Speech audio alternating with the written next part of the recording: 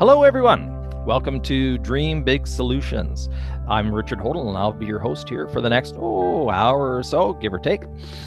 And what we're talking about today is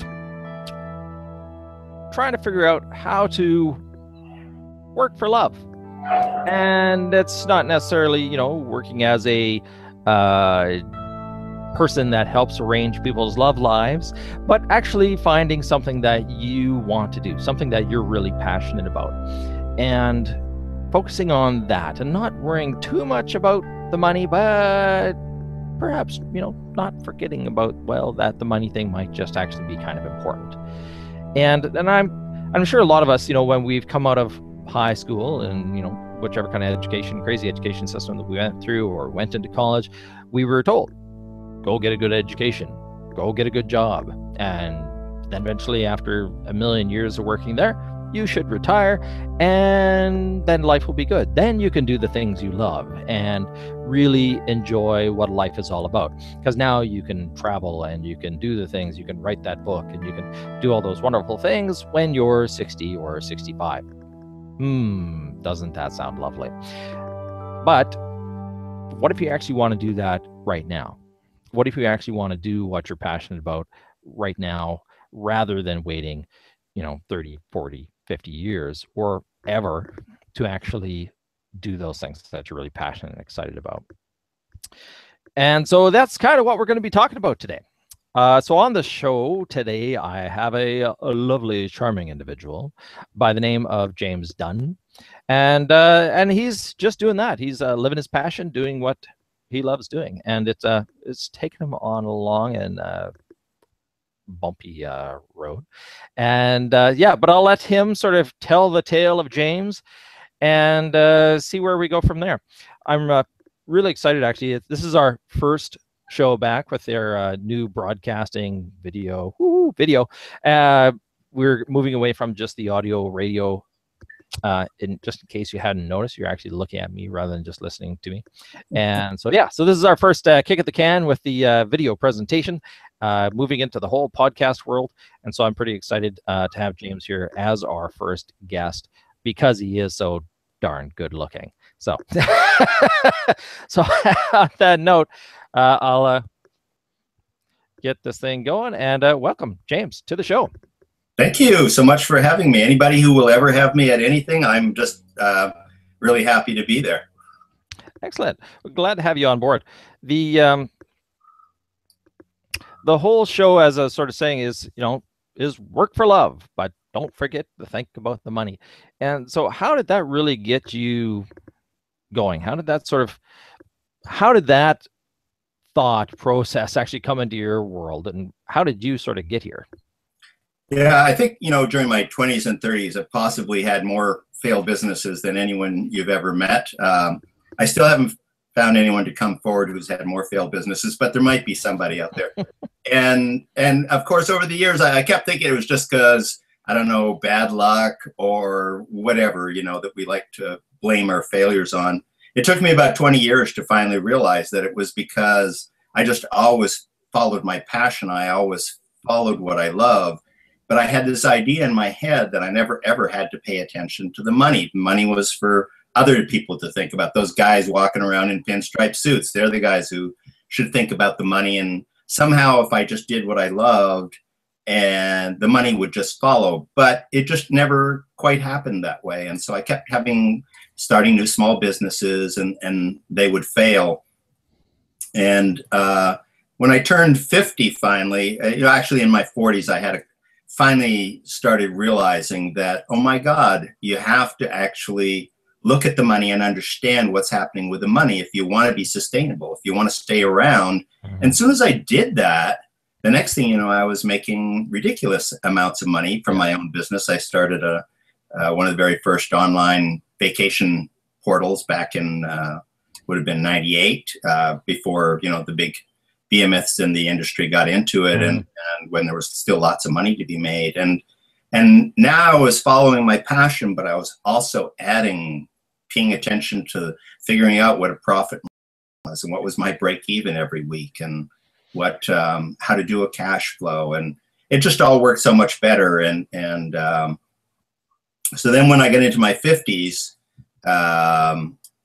I had to do my penance, because, we always have to do our penance for whatever we've done in life. And mine was, I got a job teaching small business owners, or would-be small business owners, how to start or grow a tiny business, a micro business, a 1 or 2 person business. And in the last 10 years, I've had over 3,000 people go through my business classes, which has been a tremendous joy in life. But I think one of the most fun things about it is suddenly getting to tell everyone else the lessons that I'd learned, which was, I love you guys. And I truly did love them all, because they were all following their dreams. They all had these passions. They all had these things that they loved to do, but they didn't want to think about the money. And so I structured the class. It's like the classes 1, 2, and 3 were building on their passion and figuring out how to build an audience for their passion. But classes 4, 5, and 6 were the financials. And suddenly everyone lost all their energy, and they were just staring off into space, and they're getting all glazed eyes, as we all do with finances at first. And I said, no glazing over here. You've got to pay attention to the money. You've got to start looking at this thing that you've thought was evil up to now, because I know I was the same way. I thought profit was just this evil thing, but it's not. And I said, profit is your income. That's what you're living off. You're not making a wage anymore. And the most exciting moment of the class, when I get to tell them, you're working for nothing now. There's no wages. And it's like, everyone's horrified. It's like, no, that's the difference between owning your own business and doing your own thing and being a slave to somebody else and helping them become rich. It's like, no, you get to work for profit now. That's what you do. And saying, stay with me here. I'm going to show you how to build your business so that you can create a profit from your business, because your costs will somehow be less than your revenues, and what's left over is all yours. And now you get to go and build the life that you want out of those profits. So it's not an evil thing. Big corporations maybe turn it into an evil thing in terms of what they do with it, which is to try to squash all the little guys and keep them out of business. But that's not what you're about. That's not what any of us are about. As small entrepreneurs, we want to create something wonderful for ourselves, but we also want to create something wonderful for the world. And so it's just been a tremendous experience. And I've loved the fact that, and of course, for the financials of the class, I always use all my failed businesses, which are, it's so amazing how many people at the end of the class go, James, the most interesting thing in your class. And I say, no, what was it? They go, is you putting actually on the board the numbers for all your failed businesses in your early years. What could be better than that? No one ever gets to see that, right? And it's because at first everyone's like, oh no, we want to have Bill Gates teach our class. And Bill Gates himself has said to people, listen, if you want to find out how to build a successful business, don't ask me. I don't, whatever I stumbled into, it just suddenly flew and it went. I don't know how to overcome all the early failures and everything. That's not my expertise. It's like, you want to find out about that? Find someone who's had a lot of failed businesses. And it's interesting how powerful that has been over the years. Anyway, I'm rambling on here. No, it's all right. And I like that, because Yeah, really, like you said, Bill Gates, he hit it out of the park right on the first go. So he really didn't have to go through that ups and downs that, 99.999% of entrepreneurs have to actually go through. Right, And absolutely. yeah, And and go ahead.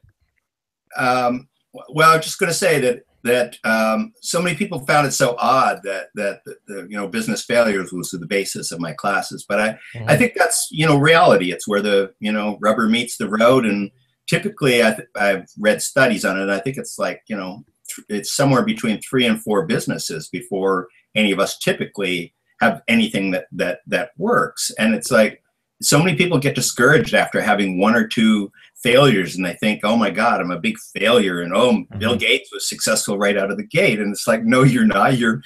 If you got it on your 3rd try, you're actually doing pretty well. You're ahead of the curve, and it's a great way to learn about business, because suddenly everyone in the class is going, oh, James, I can't believe you did that. I said, I can't believe I did that now either. Are you kidding me? How did I not see that?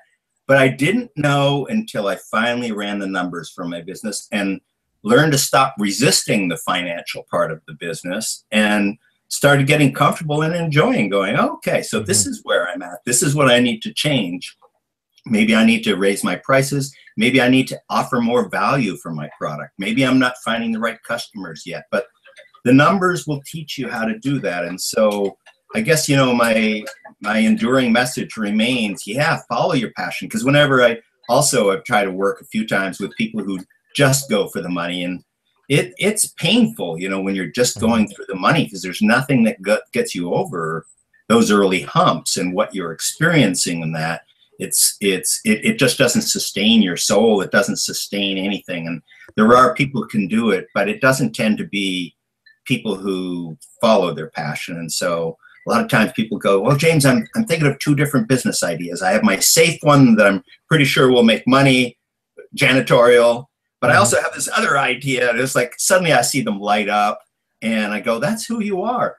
We've got 8 weeks of this class that I'm doing, and let's spend that to see if you can make this other idea fly.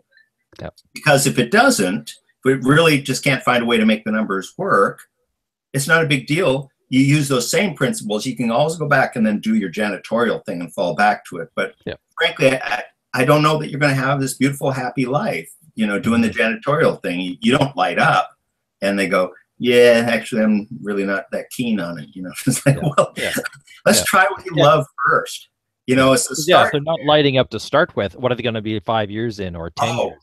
10, 15, right. And so I think, I don't know if you were the same way, but when I was young, I got a terrible impression of business and business people, because they all just seemed so damn dour and unhappy and so painfully serious about it. It's like, when I went to college, I always thought, it's just like, oh man, I'll never be one of those business types. And of course, I was a typical artsy at college and making fun of business types, and like it never dawned on me in those days also how creative business could be. And that was a great discovery of mine. And once again, not until I was in my 40s. It's like, oh, wow. So once you understand how the numbers are flowing through your business and you start changing things, you discover some really interesting things. And a lot of times it really improves your service or your product as well. And so I guess the enduring lesson for me in business has become, you don't let either one out. Like, keep the passion going and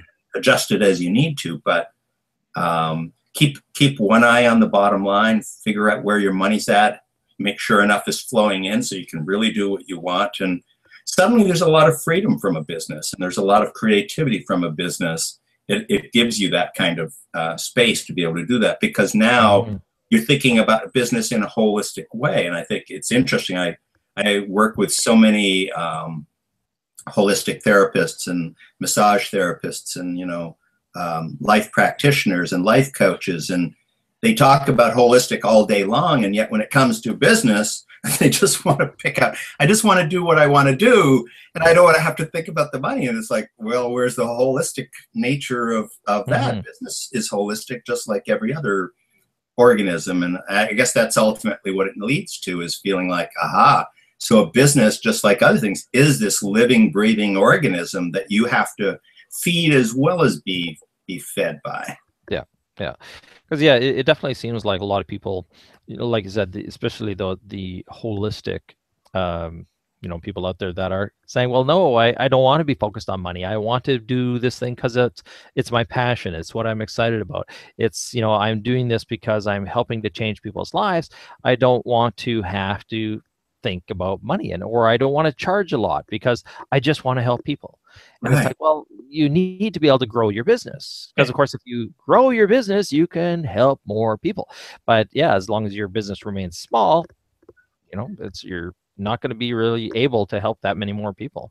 Absolutely. And you're making a great example, Richard, because it's numbers probably in the thousands someplace of the business owners who said exactly what you just said, and they didn't want to focus on the money. It's like, no, it's not focus on the money. It's simply pay attention to the money. But I hate to say it, but after 2 or 3 years, sadly, most of the time I would meet them and they would be working checkout clerks at stores and doing the kind of work that they didn't really want to do because they refused to focus on the money. And it's like, no, there's no sustainability when you don't do that. You've got to make your customers' lives better at the end of the day, and just charging lower prices.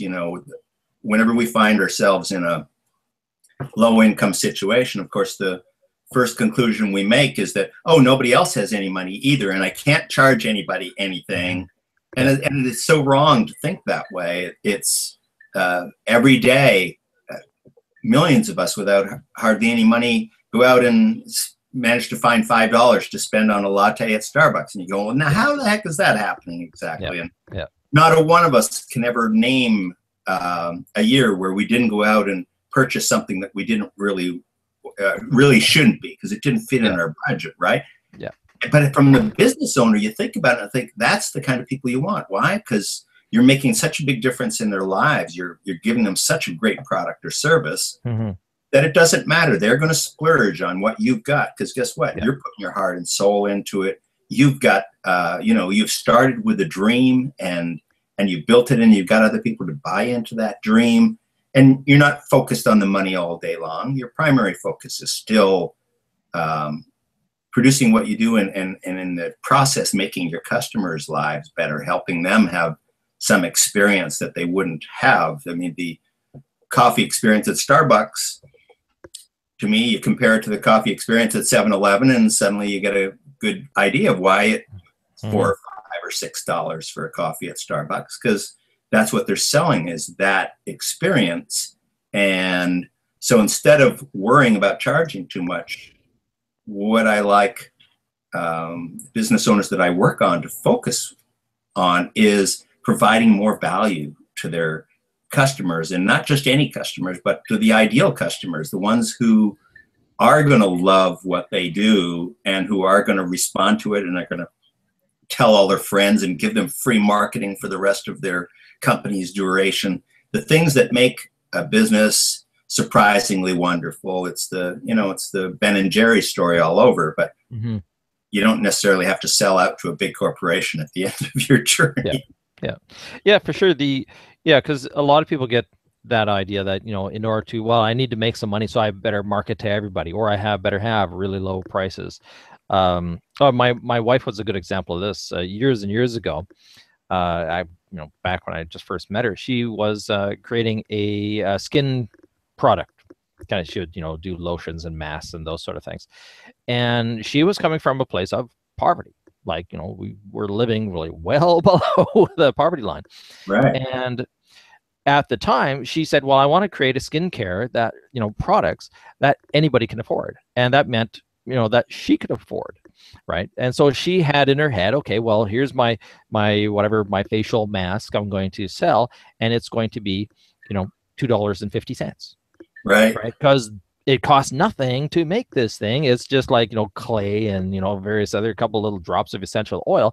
There's nothing for cost, besides the actual bottle itself. The bottle itself was, more expensive than the product going into it. Right. So, so she went out there and it didn't sell. She couldn't sell the darn stuff. She could barely even give it away because no one saw that it had any value. Oh, it can't be any good. What is this full of chemicals? No, it's just, look, it's, and she wrote, this is what's in it. You know, she had the ingredients, which you don't have to do for skincare stuff. Right. And, you know, and this was, like I said, years ago, before, you know, that sort of thing, natural, organic, blah, blah, blah, was even around. And she realized, and someone said, you know, you need to double or even triple your prices.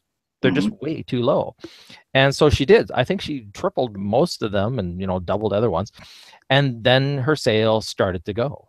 Like, that's when people started to buy, when it was expensive enough that it had value to it. So as a business, she couldn't even function because she was too low, right? Even though it made sense for her where she was at in her, that poverty mindset of, I need to make it affordable to everyone. But it's like, well, no, everyone's not going to buy it because it just has no value. And it was really, really interesting. Yeah, and that's a really excellent example you're using there, Richard. It explodes another one of the great myths that, you know, if you're going to do what you love, you shouldn't somehow make any money doing it. And I think, you know, in our subconscious, in terms of, you know, how we were raised, for many of us, that is very, very powerful, right? We just can't see those two things going together. We think, right, if you doing what you love, well, you shouldn't really make much money at it, right? And so we charge ridiculously low prices and don't realize, I think the biggest aha moment for a lot of the business owners I work with is, no, it has to do whether you're making your customer's life better. That's what you have to focus on, not whether you think that suddenly you're doing something wonderful by undercharging for your product and losing money and going out of business. As honestly, is that doing your customers, making their lives better in the long run? No, it's not. You gave them a taste of something great and then you took it away. That's actually kind of mean. So, you know, it's your job to make yourself financially sustainable, and you've got to find the pricing that tells people. I know I worked with a guy who he opened a steakhouse in San Francisco many years ago. And of course, he was a man of the people, and he built this beautiful little cafe, and it just was gorgeous, and nothing but really good meats and produce, and decided he was going to sell a complete steak dinner for $6.95. You know, put a big sign up in the window. He's open for 3 months and almost nobody's coming in. And he says, James, nobody's coming in here. What is going on? What am I doing wrong? I said, well, only one thing. You are not fulfilling people's expectations of what a great steak experience is going to be. And he says, so what do I need to do? And I said, you raise the price to $19.95. Same principle, triple once again. It's like, he's going, no, you can't raise your price from $6.95 to $19.95. I said, normally you can't unless you've been way undercharging. You don't have any customers yet anyway. You have nothing left to lose. Charge what it's really worth. And then it took another few weeks because, of course, he'd made people scared of his restaurant because they'd seen the $6.95 sign. He was on a very good location. But when the first people started coming in and trying it, and then suddenly now they're out telling all their friends, and now he's got lineups at the door on weekends. It was another, you know, good lesson of always going back. That same thing is, and the other half of that, let me talk about that before I forget, is, of course, so I said, well, what does this steak dinner actually cost? And you say, well, James, there's no way to figure that out. I mean, who knows how much, you know, a third of a zucchini is? And I said, yeah, let's sit down and figure this out. What did you pay per dozen for them? Okay, and so a third is 14 cents. Okay, now we've got that. Okay, how much is that cut of meat and everything else? And finally, you know, worked with him for a full day and got him to figure out, oh my God, you actually can figure out what a steak dinner is. Yeah. And of course, it came to about $8, and he was trying to charge $6.99. Well, there's getting back to the original point. Yeah, do what you love. You know, he had a passion for restaurants. He was a big carnivore and meat lover, but he didn't figure out even how to make a profit on one steak dinner, let alone how to keep his restaurant alive and sustainable. And he was around for a lot of years and had a great run. And, you know, San Francisco kind of got away from meat probably before any American city, I would say. And so, you know, but I think he lasted something like 10, 15 years, and as you know, which is good in the world of restaurants, frankly. Yeah. Yeah. where people follow their passions all the time, but probably, you know, probably, I don't know about yourself, but certainly most of us wonder at some point, why did all these restaurants go out of business so much? It's exactly what we're talking about here today, Richard. It's people follow their passions. They go, oh, I love seafood, I got to start a seafood restaurant. But they don't want to have to pay attention to the money. And I've worked with so many small restaurant, cafe, food truck, food cart owners now. And as soon as they change their focus from all this, and people get the wrong idea, it's not an A-B exchange. You don't either think about your passion or the money. You still focus on your passion and making your customers' lives better first, but include the money. The money is second, but it's an important part of the whole package, and you can't leave it out. And as soon as you start doing that, it's like, wow, well, okay, now I understand where my business is at. I can charge the right price. I can do the right methods of promotion. I get a better sense of who my ideal customers are. That's the other thing that it leads to. When you price too low, you get in people who are looking for bargains. And guess what? People who are looking for bargains, they're hardly the best customers for anything. Yeah. Walmart puts up with them because Walmart doesn't care about its customers. And Walmart's happy to have anybody come in their store. And they just really don't care. So, yeah, they want all the bargain shoppers that they can get. But for most of us, where we're doing something we're passionate about, people just looking for a bargain, just want to check the price. That's going to take the stuffing right out of it. That'll cure our love for whatever it is that we're doing really quick. Yeah. Oh, definitely. You know, and those bargain hunters will only stay with you as long as you're offering that great deal. As soon as some other business comes along that's got that great deal, they're gone. You know, because they'll just. But yeah, you want someone that's actually going to stick around, and they're going to stick around because of you, right? You have to sell yourself and your passion and your service, or they're gone with the next low price. Yeah, right, absolutely. And I think that's another one of the things that I learned along the years that was really exciting for me, was to discover that the business. Small business is different. It's really about us, you know, what you just talked about. It's first of all, it's you, and then it's what you do. And so many of us think it's what you do, and it's like, no, it's not. So many of us, when we talk about the business as our love, what's the first thing that we talk about? It's the person who's behind the counter, the person who owns that business, the person who cares about what experience we have and is going to make sure that we have that no matter what. And that's the kind of businesses that we tend to love and be loyal to and talk to our friends about and do free marketing for. You can't ask for free marketing. You know, you have to show people why they should market you. And I think that's from, you know, it's starting from the you and understanding it's you and your passion. And on the flip side is simply you figuring out how you're going to get to stay around.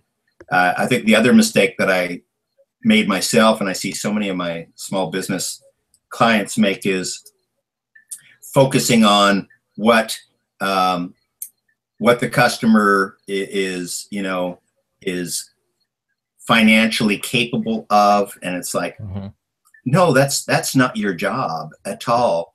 And you know, it's not your job to make them, you know, love what you do. It's your job to love what you do and find the people who are going to appreciate what you do. Yeah. It's ass backwards most of the time. You know, we focus on all the wrong things. But I guess I'm feeling very hopeful these days that I think I see more and more people starting small businesses right now that are really following their passions, are following what they love.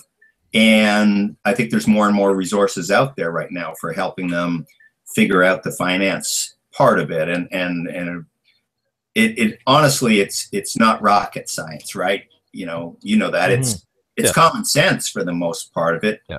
And, you know, for me, I just keep things really, really simple.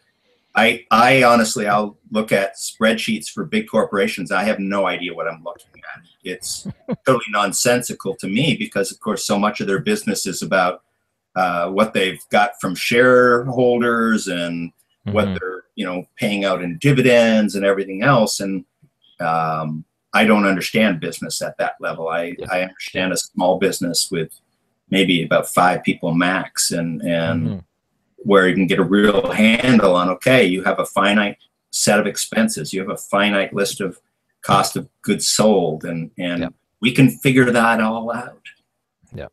Yeah, it starts, to make sense. But yeah, like you said, when you get into larger businesses, then the numbers become insane, and that's when you want to get a proper accountants and bookkeepers and all that stuff. Not that you don't want one as a small business, because this is something that I discovered, in my failed business experience, that yes, you you want to have a bookkeeper, just to help keep all those things sorted out, and take those things and give them to the accountant from there and get it done. Because don't depend on yourself to get this stuff done, especially if you hate it. It's like, delegate that thing. Well, it's interesting what you're saying. You're kind of like, on the cusp there. I think for me, the difference is understanding what's happening with the numbers first. The other big mistake I see lots of small business owners do is they just are like you, and they just want to hand it off to that accountant because that's not their favorite thing. But guess what? Accountants don't rely on your business being successful. They have no vested interest in your business. If they lose you this month, Richard, I hate to tell you this, but they're going to pick up somebody else next month, right, to replace your business. Oh, it'd be so sad. Oh, I know. How painful is that?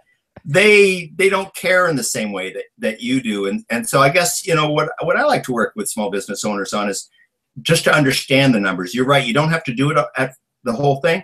Although I think it's really helpful to do them at first by yourself. Once again, if you can have somebody sit there and do them with you, which is what I do with my clients, it tends to be really helpful. So I'm saying, no, don't pay attention. Here's what's important. Here's this times this times this is that.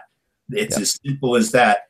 And so they start getting a sense of it, because bookkeepers, you never know if they really know what they're doing. And once again, they don't necessarily have your best interests at heart. This is part of their business. And so you want to understand it. I can't tell you how many small business owners have been ripped off by accountants, not necessarily intentionally so, but just because, they weren't paying that much attention to it. And as a small business owner, this is your life. And so I want them to have a sense of how the numbers work, but you're exactly right in that you don't have to do it yourself every month. Once you know how it works, then the first thing you want to do is hand it off to a bookkeeper and accountant and have them handle it, but then be able to come back to you now because you understand it and can talk to you about it and saying, well, Richard, I still don't like the ratio between, your cost of goods sold and your pricing on this, right now it's at 23%, and typically I've worked with other people in similar business, and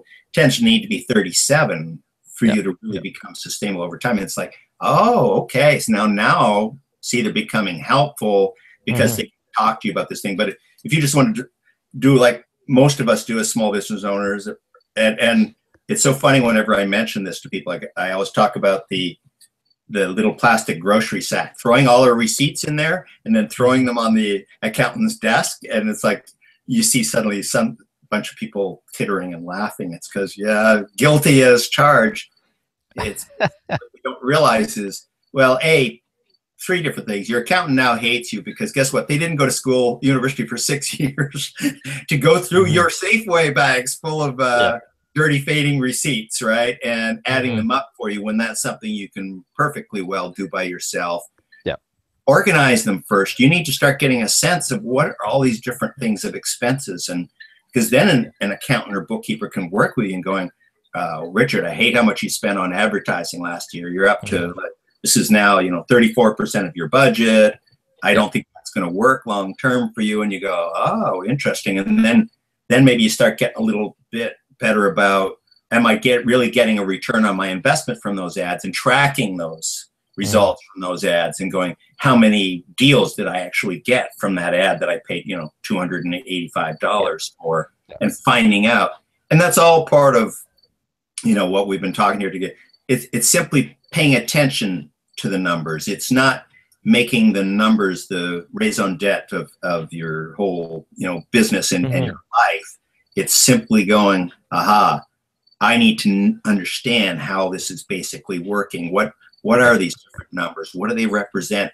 How do I how do I change them? How do I, and I think of it as, it's like a, you know, it's like you're sitting in a sandbox playing, and, you know, put 5 different kids in a sandbox and look at how different the 5 results are. And you can do that with your business. And that's what I mean by business being creative. Say you're, you know, short, you know, 37% on your ROI for your advertising. You don't necessarily have to do 37% less or raise your prices 37. There's a lot of different creative solutions that you can do about that. You might go, well, I'm going to lose a bit of money here to make some money there. Yep. Don't fall into another one of the great traps is loss leaders. The clients I work with who have probably the most passion and love, the thing that they always come up with first is, well, James, it's just going to be a loss leader for a while. And I'm going, you have no clue. Walmart and Safeway can offer loss leaders because guess what? They have $10 million in the bank. You don't. You can't do that. Now, all you're going to do is set this whole thing up of people expecting rock bottom prices from you for the rest of your life. You're destroying yourself here. Yeah. No, you can't afford to do that. And the only way to know that is through either a P&L or a cash flow. And it's like, oh, I'm going to be in the hole in 6 months' time if I do that. So maybe I better think twice about doing that. So the money simply influences all your decisions that way. But I think in a positive way, in the sense that we both know if you're not sustainable, you've hurt yourself and you've let everyone else down, basically. Right. So you mentioned a P&L. How would you define a P&L, just for? So P&L just stands for profit and loss, and it's really, really simple. I mean, it's so funny. I get a lot of MBAs come into my classes as coaches usually, and they're used to a P&L that's like, you know, 74 columns and 805 rows, and it just daunts us to look at it, right? We look at it, we go, oh my God, that's ugly. I can't handle that. Mine is just 4 simple lines, and it says, you know, sales for this month, your cost of selling those goods. So in other words, if you have, it usually just applies to product businesses. What did it actually cost you to make that pie if you're selling pies? Yep. Then all your other expenses, your rent, your advertising, everything else. So you take off your COGS, your cost of goods sold. You take off all your expenses, and then what's left over is either a profit or loss for the month. And that's all that a profit and loss statement is. It's a really simple document.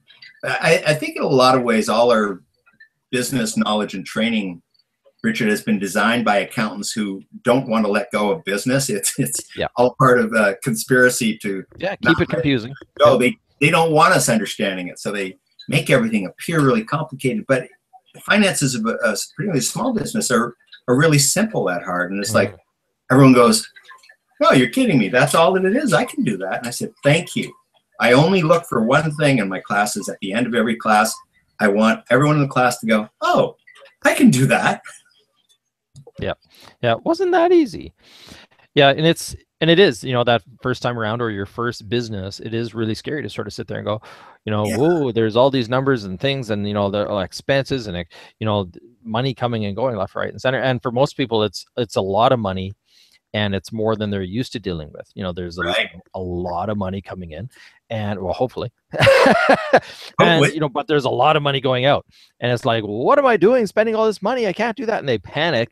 And so then they stop money. They start cutting money from start cutting spending from different areas, because they really aren't, again, looking at the numbers and understanding the numbers and saying, no, I actually need to spend this advertising dollars, because when I spent that $500, it actually made me $5,000. So that was a good spend. And rather than kind of going, well, I got to cut all my money or cut my expenses, so I better cut that advertising because that's not really that important anyways, kind of thing. So. Yeah, that is a fantastic example you just get. Is right, because if we don't know our numbers and we don't understand, we end up making all our decisions being emotional ones. And I think that's another thing that I like working with clients, because I remember in my early businesses, every single decision I made was just pure emotion. No, I don't like that paper. I'm not going to advertise there. And you just said, yeah, maybe I just threw away $5,000 simply because I didn't like their editorial policy or whatever it was. Maybe I didn't like the look of their typeface. I don't know. Yeah. We tend Or I to, didn't like their sales guy or something like that. right, absolutely. We think we can go in and do it the same way that we do our lives. We're just going to make all our decisions based on totally emotional reasons. And Mhm. until you start understanding your numbers, well, that's pretty much what you're locked into. That's your only choice. Otherwise, you get to balance one against the other and go, well, it's not my favorite newspaper in the world, but like you said, I did put a 500 ad last month and I got $5,000 in sales. Woohoo! I'm starting to like that newspaper better already. I'm fine. Yeah, suddenly that sales guy doesn't seem like such a bad dude. Yeah. Yeah, absolutely. Or my first business. My first business was actually a community newspaper in Fredericton, New Brunswick, and it's the first one that I teach people finances on because I charge a nickel for the paper, and I sold 1,000 papers a week, and everyone could immediately. And I go, okay, so what were my sales per week? And everyone goes, let's see, 1,000 papers times a nickel. That's $50, isn't it? And I said, yeah. So my weekly sales were $50. Multiply that by 4. I was now had monthly sales of how much? 200. Oh, okay. And my printing bill was what per month? $4,000. Okay. How many people want to invest in my business so far? And I go, and why couldn't I figure that out at the time? What was wrong with me? Well, I was 19 years old. I was a young, naive hippie from the East Coast of Canada. I knew nothing about business, and I definitely was not paying any attention to numbers. Business was not about the numbers, Richard. It was about the passion, the impact we were making on our community, right? That's all that mattered. And so I get everyone else in the class to figure out, okay, said, now you only there's one thing to figure out. How many months did my business last? And I put the numbers on the board, and everyone's suddenly there with it going, you lasted exactly 3 months because you had $12,000 to start the business and you were losing $4,000 a month. I said, exactly. Think if I had worked my numbers before I actually produced my first newspaper, what would I have known? That if I did it how I thought I was going to do it, I would have lasted 3 months. And would I have put all that work into starting it to last 3 months? Absolutely not. What could I have done differently? I ask everybody. And they're like, duh, you could have sold some advertising, dude. Yes, I could, couldn't I? And of course, I was a 19-year-old idealistic young hippie, and none of us wanted to sell advertising, right? Advertising was for squares and corporate types, right? It wasn't evil ads.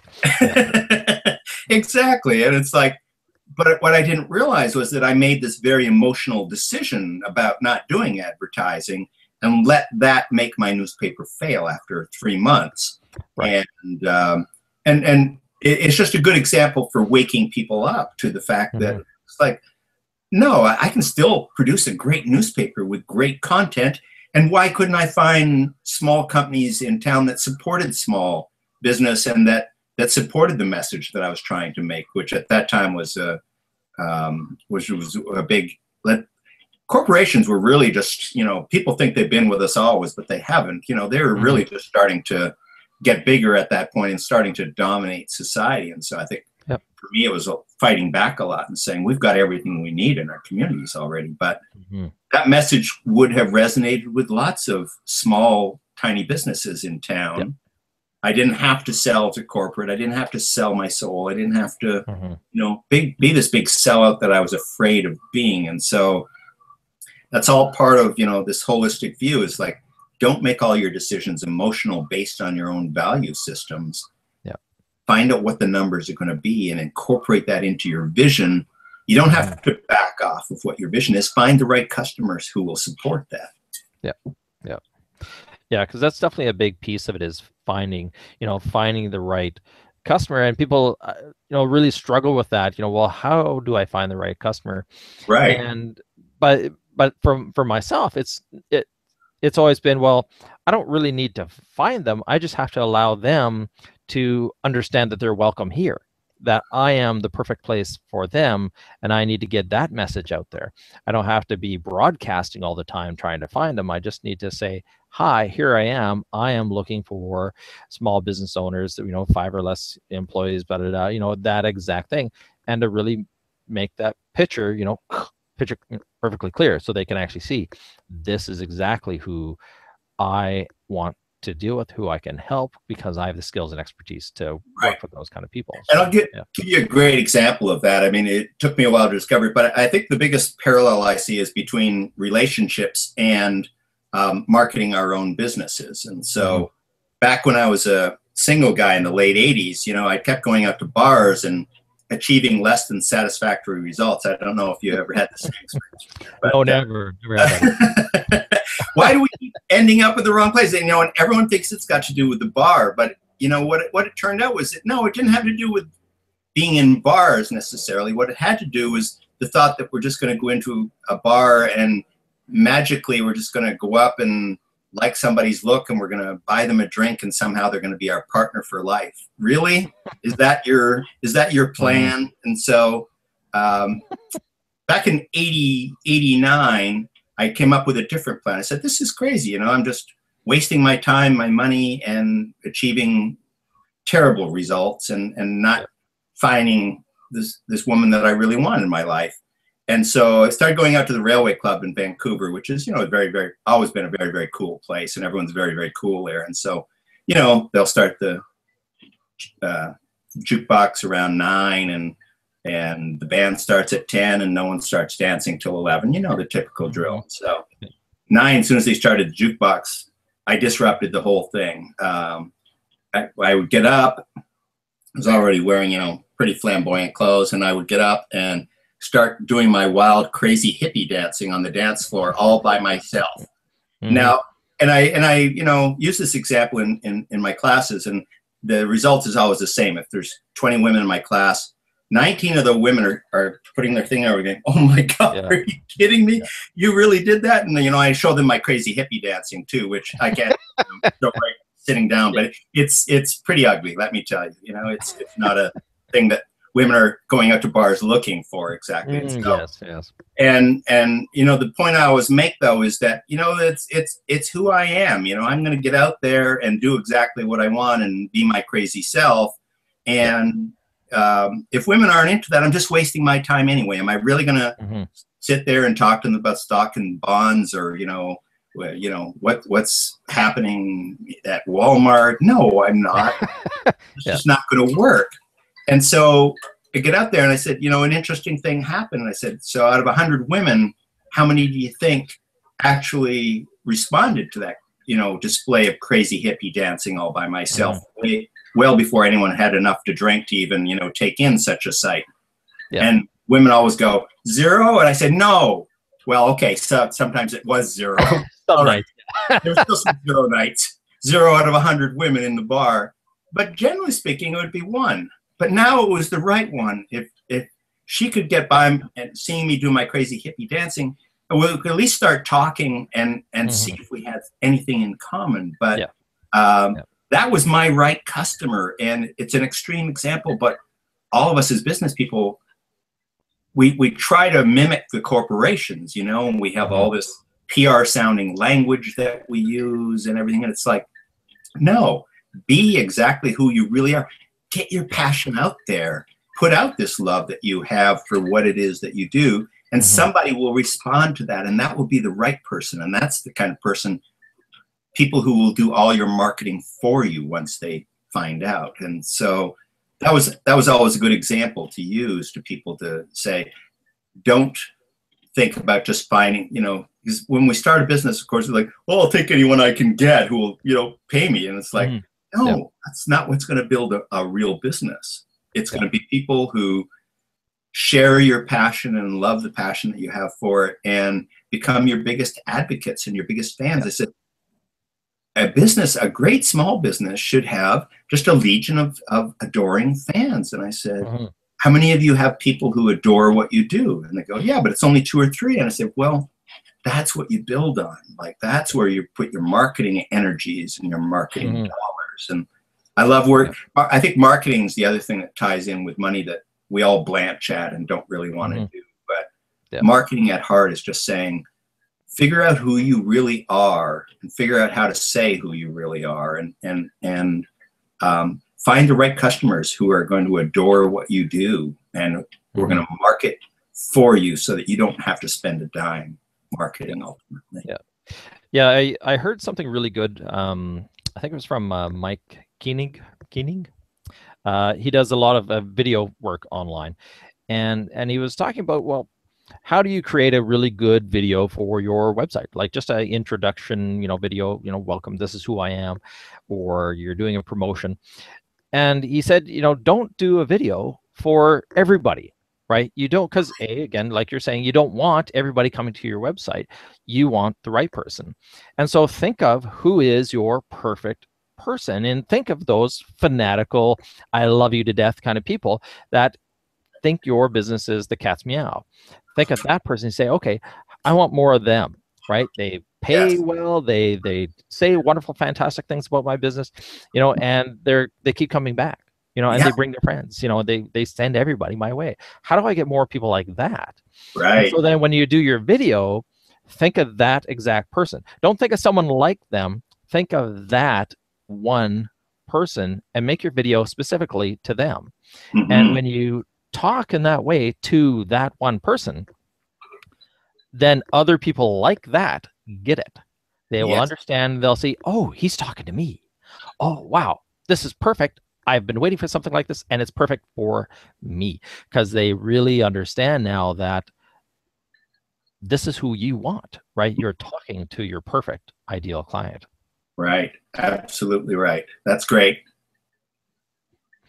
So yeah, so one of the other things I want to sort of ask you, and I guess this is something we've been sort of talking about, but if you had a brand new entrepreneur in front of you and they're just getting going, what one piece of advice would you give them besides understand your numbers? I'm going to take that one off the plate. Yeah, I think it's really around what we were just talking about. I think it's don't think about providing your service or product to just anybody. I guess what it is, in a way of articulating this, what you've been talking about, because it's spot on, is you get to pick your customers. And it's a very foreign concept to entrepreneurs. When I said, guess what? It seems very foreign, and I didn't believe that at first either, but you get to pick your customers. In fact, you have to pick your customers. And so if you're not picking your customers, then you're not doing it right. You're just trying to put out there what you do. No, pick the customers that you want and figure out who they are, what do they do, where do they hang out, and put all your marketing efforts towards reaching them where they are, where they're comfortable. But pick out who you want. And the most powerful thing that you can do for your business as a new entrepreneur is exclude the 99% who are not going to love your crazy hippie dancing, because now, guess what? You don't have to waste any time talking to them, buying them drinks, doing anything. Now you get to focus on the one person who potentially will be your real client. And so instead of trying to say, let's include everyone, and the only businesses that can get away with doing that are the Walmarts and the Amazons of the world. But that's not you, unless you have $100 million in the bank, in which case you shouldn't be, using me as a coach or coming to my classes, because I have nothing to teach you about how to run a multi-billion-dollar business. Yeah. Otherwise, if you're a small business, particularly if you're just getting started, pick out who you want to be your customers and go find them and talk to them and provide them with a way of helping you find your other customers. Don't be passive, though. You got to be active. Pick out who you want. That would be my one overriding message. Yeah, no, that's really great. Because it's, and like you're saying earlier too, you're talking about, the corporations and the corporations are doing what they're doing, and we're trying to, emulate them. And it's quite funny because the corporations are trying to copy what we do as small business, big right? Time. Because they can't do what we do because they're just too damn big. Right. Whereas we can talk to the individuals. We can get out there, we can communicate one-on-one, we can build relationships. Right. That's what the small, business owner is all about, building relationships. Yeah. The huge giant corporation has a difficult time doing that because it's huge, right? How do you talk to a big giant box? Yeah. Right? It just doesn't work very well. No, that's a great point. And you see, companies like Starbucks doing that all the time. They're going out and trying to look at what the little coffee shops do and what they say, and they're trying to just copy it left and right because they want people to still think of Starbucks as a little coffee shop, and yet we all understand it's a giant corporate, mass at this point. And so that's where our advantage lies. Our disadvantage comes when we do, just like you said, when we start trying to copy their language. And so whenever I work with people on their copywriting, their website copy, the first thing they're always putting down is the same corporate claptrap. It's like, we do quality work, professional, at excellent prices, and it's like, is that really who the customers? Is that what you think that they're going to respond to? They're looking for something professional. It's come on, you're making one of a kind, sweet potato pies. Hello, if I wanted something professional, I know where to go. I can get professional at Safeway, and it's going to taste like crap, but I'm going to get it for $3.99, right? I know that already. Does anyone go out the street? Does anyone not know of Safeway? And it's like, oh yeah, but no, that's not who you want to be, right? Don't emulate this quality and professional. We're not looking for, in fact, the more unprofessional your pie looks, the more I want to buy it. And I'm now ready to pay you $16 for it instead of $3.99 because it looks handmade. It looks like it's a work of love. It looks like something that was baked in an oven at home by you, who's the personality, and this woman who has been like studying recipes for years and playing around with them and bringing this personal touch to every pie. Yeah, I'm your customer. I'm ready to pay $16, but I don't want a professional pie. I don't want anything quality because, big corporations stole the word quality at least 20 years ago. It's totally irrelevant now. If Walmart's doing quality, well, what the heck are you doing? Better not be quality because, that's what Walmart's doing. If quality is made in a factory in China by the 10 millions, then don't do quality, whatever you do. You're doing artisanal, you're doing one of a kind, you're doing handmade. That's who you are.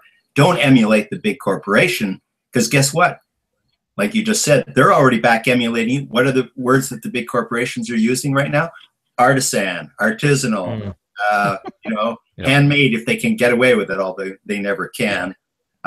They're trying to copy after us, so we just have to stay on our track and not get spun over into their ugly way of doing business. I remember going back to my wife Krista's skincare business.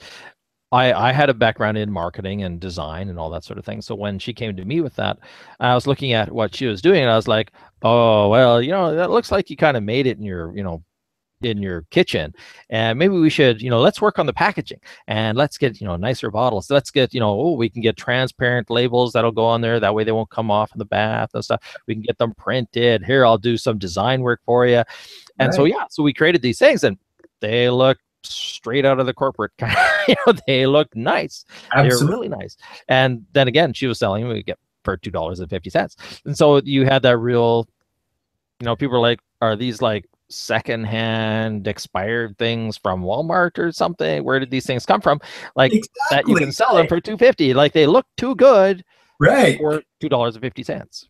Right. Yeah, absolutely. And it's the whole thing of, people don't realize that, customers are just like you. We all have brains and we're all trying to figure out where this comes from and how it's been produced. And if it looks too corporate, then that's what we're thinking. Right. Yeah.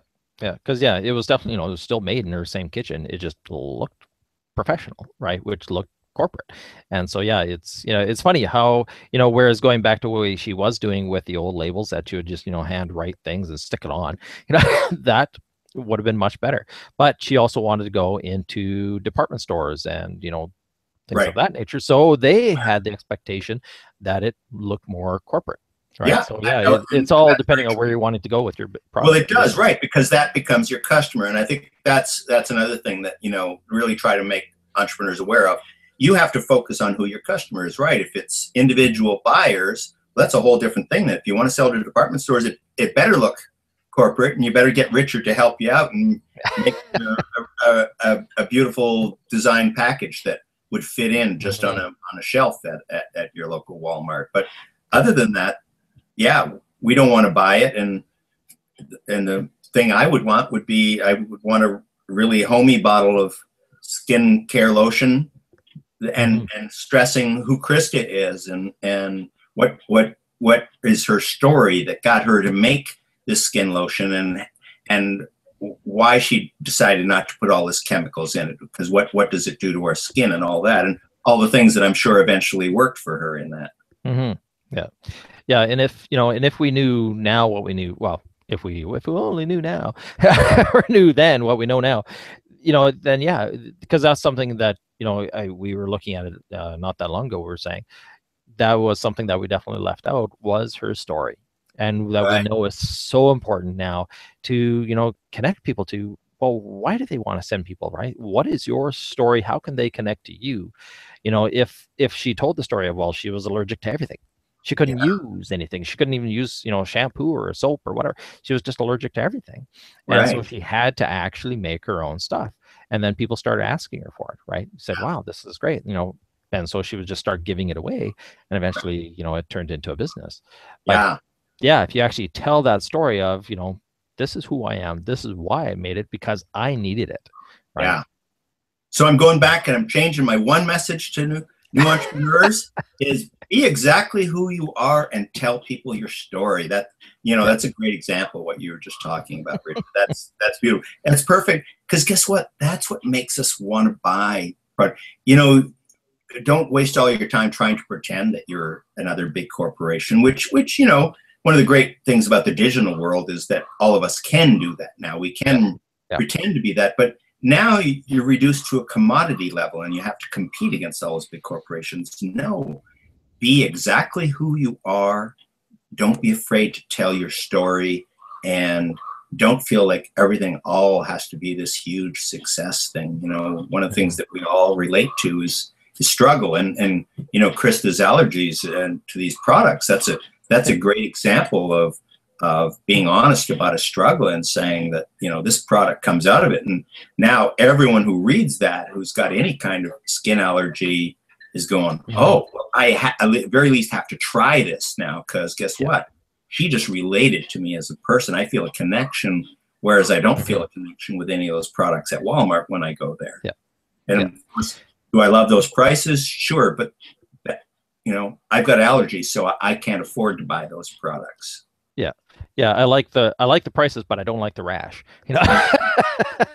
No kidding. That goes along with it. Is a rash really worth, saving $3 a jar for? Yeah, Yeah. possibly not. Yeah. Especially, Oh, that's well, that I guess itch. I don't know. the costs get hidden with the Canadian healthcare system. But when I Yes.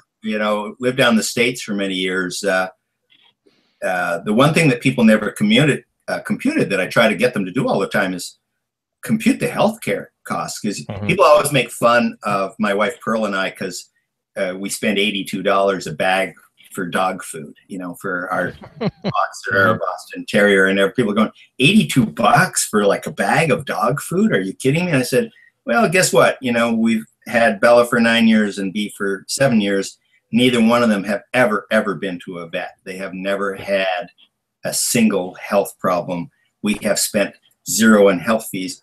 I'm happy to compute my $82 over that time back against your vet fees at the same time, while you're buying Purina dog chow for your $20. Yeah. And guess what? Guess who's going to spent less money, had much better life with our pets, and have these beautiful healthy pets. Yeah. But that's what those people who are manufacturing the dog food that we buy, that's what they should be talking about, is not Yeah. trying to pretend that somehow they're competing against Purina dog chow. No, they have a Mhm. different customer. They have the James is willing to spend $82. They can't compete with $20 and don't try to. In Yeah. fact, they'd probably Mhm. raise their price just to get me more interested. Yeah. Yeah. Oh yeah. Yeah.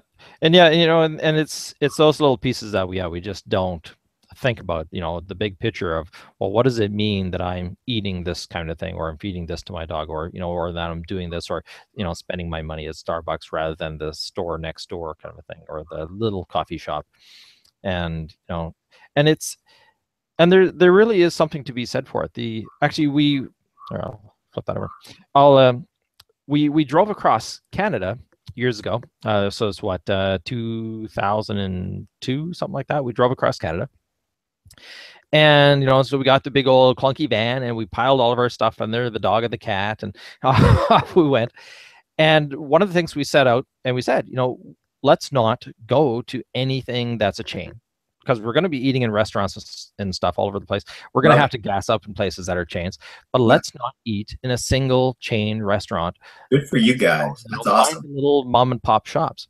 And the experience that brought to us, there are experiences, because we got off the beaten trail. We had to go into the towns to go do it. We had to go driving down, into the main streets of these little towns, somewhere in the middle of Ontario and stuff, or wherever. And we got to meet actual real people and have conversations, especially when we got into Quebec, because of course we don't speak French. So, so then you're really into these tiny towns, because there's just thousands of these tiny towns. And, when you get off the main trail or get off the, the Trans-Canada, you get into small Quebec, and small Quebec, they don't really speak a lot of English. So it's like, this is fun, where we can go around and just totally goof around in a restaurant, try to figure out how to order things. They don't have an English menu, and you're just like, what am I doing here? Well, I want a hamburger. How do you say hamburger in French? Burger. And so, yeah, we would get by. And I remember one of the funniest things, we were in this restaurant and we were trying to figure out, we were looking at the table next door and they were having this pie and it looked just fantastic. Like, wow, it's like, what kind of pie is that? We're trying to figure out, how do we ask? And we were talking to the waitress and she's trying to explain to us. And she says, it's fraise, which is strawberry or something. My poor French, excuse my French. But she couldn't figure out what the other ingredient was. And people are trying to guess. And there's a bunch of people in the restaurant and they're all trying to figure out. And they're saying things in French, blah, blah, blah, blah, blah. And they're all like scratching their heads. And we're kind of going, well, what the heck is it? What's in this pie? And no one can seem to figure out what the English translation is. And so so one of the waitresses or the cook goes running out the back and comes running in with a handful of rhubarb. And so everybody goes, oh yeah, and so then I say, rhubarb, it's strawberry rhubarb. And the whole restaurant just breaks up laughing, just killing themselves. And we're like, what the heck did I say? What does rhubarb mean in French? What did I say? And so we said, well, how do you say rhubarb in French? And she said, le rhubarb. And it's that kind of experience that you won't get in a chain. You have to go and experience the small business owners. And that's what being a small business owner is all about, is being able to communicate and build those kind of relationships with your customers. And, we've told that story 100,000 times and I still enjoy it. And I can still see the expressions on their faces and the people in the restaurant. And they're all, they were all locals. They were there, all the time eating the pie. And that, is part of the experience of being there. Yeah. Being able to communicate and talk, and everybody's friendly. And, and we were talking to the entire restaurant. They were all involved in this exchange. And it was really just fascinating.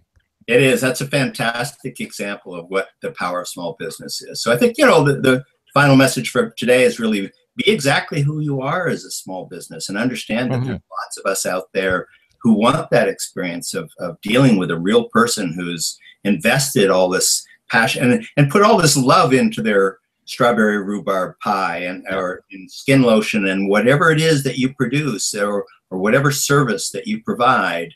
It's like, provide that love still, bring that passion 100% that makes what it is.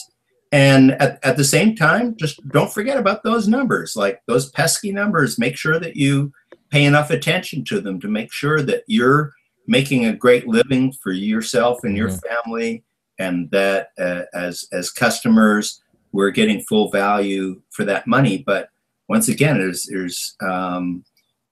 we've got to understand we're charging for the experience.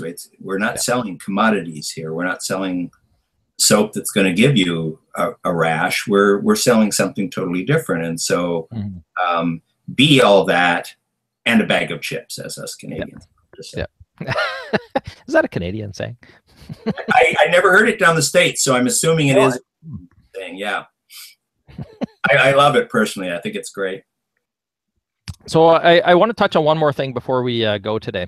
I want to talk about what you're doing in your business, what you're actually doing, and how you are actually helping all these small business owners out there. So Sure. Can you tell us a little quick bit about that and how people can sort of get a hold of you?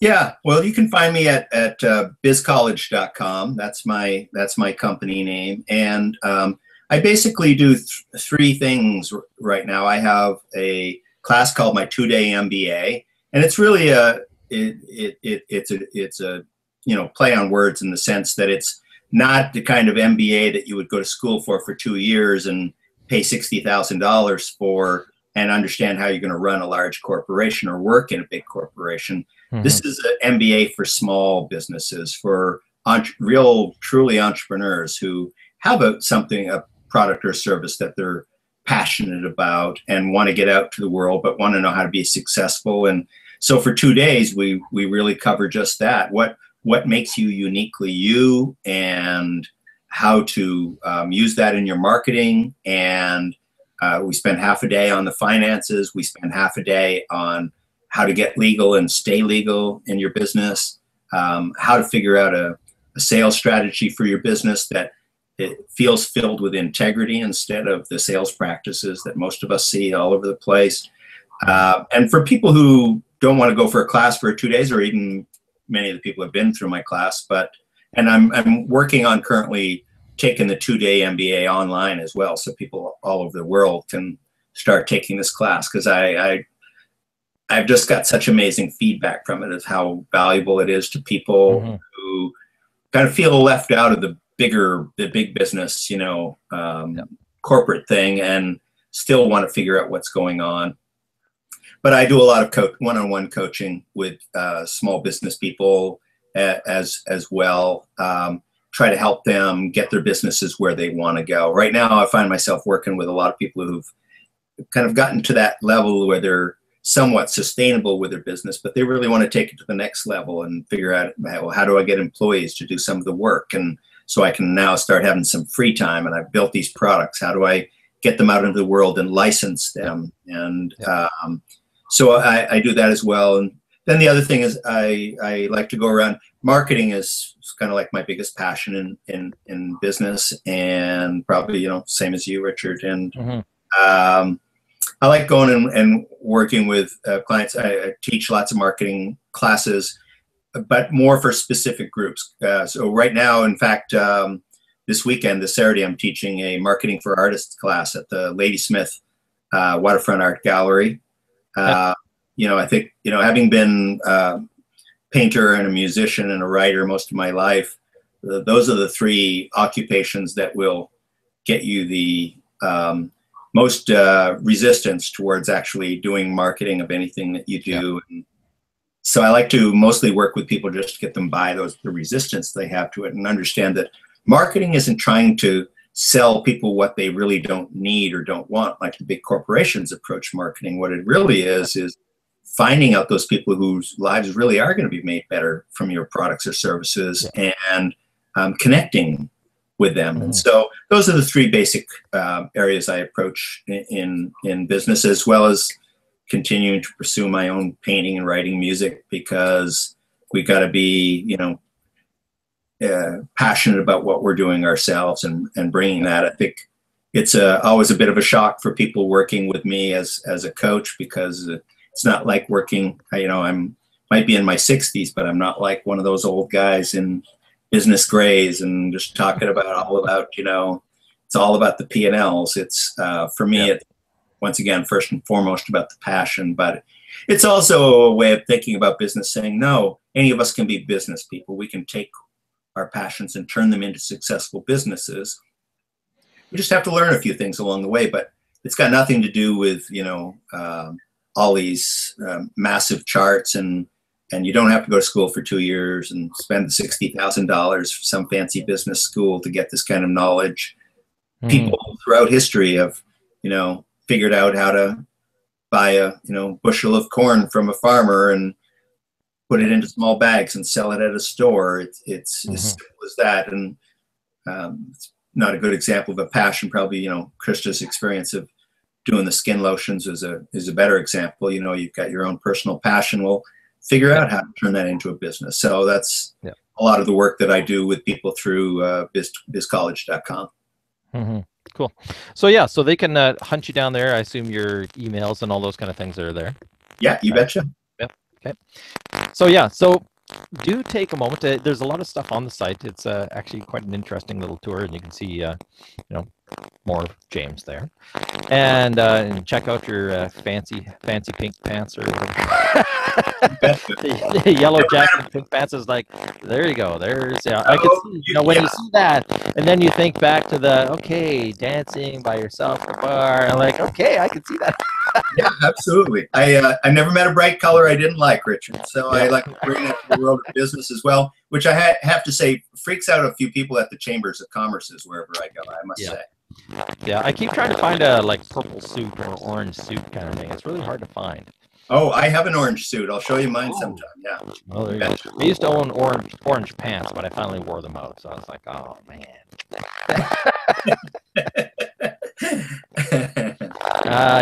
So I'd like to thank James for being on the show. It's been tremendous having you, and I look forward to having you again. We'll delve into a whole different topic. And but yeah, it's been really great having you on board and hanging out here with me on the first show. Thank you so much for having me again. Really enjoyed talking to you. Let's do it again.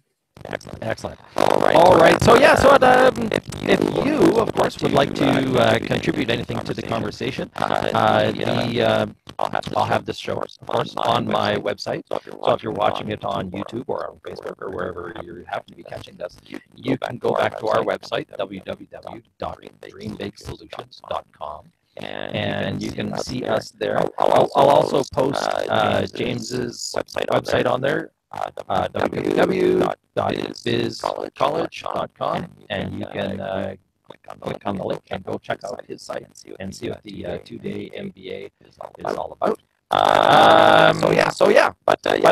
Feel free to come to the our website, comment on the show, or comment on the Facebook post where you see this, and that would be lovely. I'm always checking those things out, so I'm happy to respond and give you more input or see how we can help you out.